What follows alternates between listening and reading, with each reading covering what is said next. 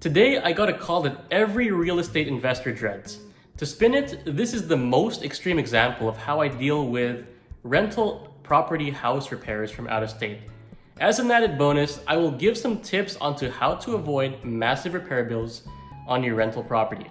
For the past 5 years, I've had a good run when it comes to repairs. I have a property manager do an inspection yearly and he hands me a repair request list. Dripping faucets and light fixtures are smaller repairs that aren't urgent. I'm able to take that list and shop it around with different contractors, get the best price, and contract the work with the property manager's help. And from there, I go back to where it's all fine and dandy and I just continue to receive the rent. But today's call is an emergency which tests communication skills and budgeting skills. Allow me to explain. The tenants called me on the morning of August 13 telling me that the AC went out. Here are the two problems with this call. Number one, it is a time-sensitive repair because Las Vegas area is 105 degrees and very hot at this time of year. And then there's number two. I know that this is a sensitive repair that could be as high as a $5,000 fix or as low as a $500 fix. The last time I had to repair the AC was in 2017, so I was crossing my fingers hoping for a similar size repair. As with any of these requests, you should always establish contact first. I emailed and called the property manager an hour before they opened. AC is time sensitive, so the property manager should be quick to respond as well. I had the property manager call one AC company at 10 a.m. and the contractor came out surprisingly close to 6 p.m. He quoted me with two options. One of them was to replace the AC compressor for $1,800. Note that the unit is 32 years old on this property. So the other option was a $5,200 full AC replacement. And from what I've researched over time, that seems to be high, especially for a 1,200 square foot home. But then again, this is Las Vegas. What I've learned is that once you get a quote on a big project, you can always get another opinion on repairs. So the next thing I did was go on Google to research the HVAC repair companies. I wanted to know who could get out there ASAP and write a quote. So I checked for reviews on Google and Yelp before calling 7 different companies. The most important questions to ask on any repair are these. Number 1, how much is the service call? Number 2, can the service call be waived on successful repair? Number 3, what would be the price to conduct X repair? And then number 4, how soon can you be out here to fix it? Now in most non-AC repair cases, I'd send the repair request list to the bidder typically in the middle. This would typically be completed on the first visit without any other issues. But since this is AC, we have to go a step further. And as part of going further, I learned a couple of things. Number 1, the service calls for an HVAC repair person could range from $25 to $150.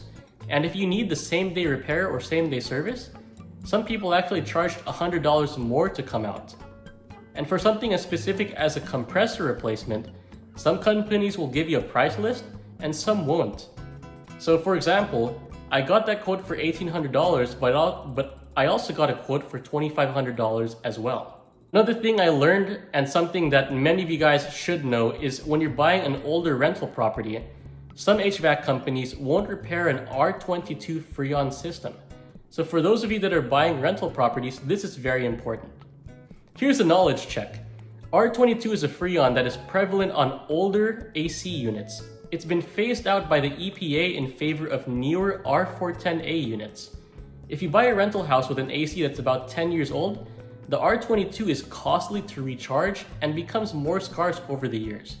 So imagine guys, $175 a pound to charge an R22 AC unit versus $35 to charge an R410A AC unit. That's a huge difference. So the point is, if you have an older unit, you might want to budget for the full AC replacement cost or bake that in when you're calculating your formulas.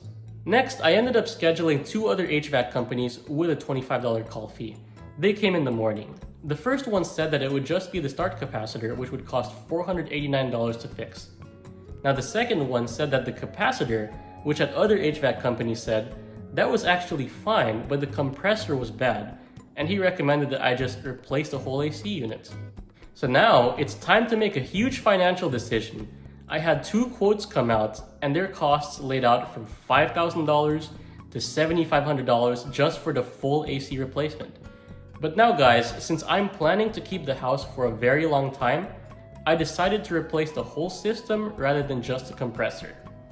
So my decision was ultimately to pay the $5,000 replacement cost. From there, I coordinated the repair with the property manager and it was completed following day at 10 a.m. Given the size of this repair, I tried applying to different credit cards just so I could get the sign-up bonuses with like $500 cash back, but unfortunately, even with an 800 credit score, I got denied because I had so many inquiries from my loan process from when I bought this house. So just a thought guys, keep your credit inquiries down as much as possible because it affected me from getting those kind of bonuses.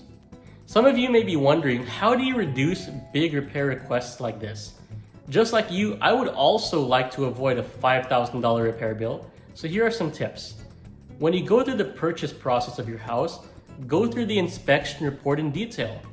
There are 4 big things to look for with any house: the HVAC, the roof, the plumbing, and the foundation.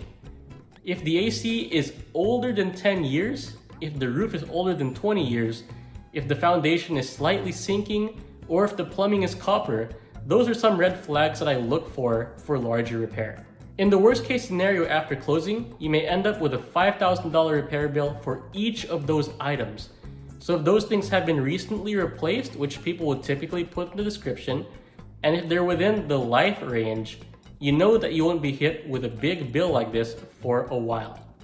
So there you go guys, that is the exact way that I deal with an extreme repair on a request on a property from out of state. An HVAC related call is definitely much more in-depth and more important than a plumbing one typically, unless a pipe bursts of course, and that's where I feel more involved because of the cost at hand and the urgency. Hopefully we're all back to smooth sailing and I can just go back to collecting rent again. And hopefully I won't be bothered for these big things for a very long time. So guys, please drop a like on the video, it's gonna help me pay for this AC unit. And other than that, please comment down below with your thoughts, subscribe if you haven't already, and I hope to see you in the next video. Goodbye.